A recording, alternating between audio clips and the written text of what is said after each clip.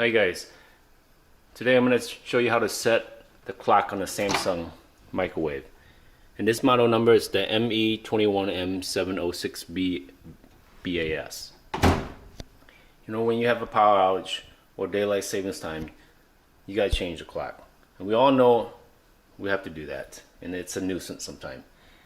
I'm going to show you how to change it on this model. Hit the options, and once you hit the options, it's going to give you 1 to 9 selection. You hit 9, and then it's going to say set clock. Okay. So you hit OK, and you enter the new time. Let's say it's 11:32. Then you hit OK again, and that's it. Really simple.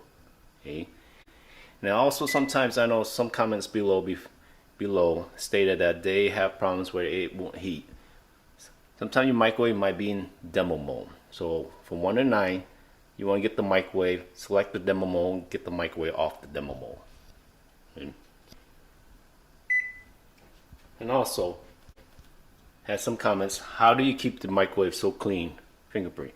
I use this microwave clean to clean the microwave.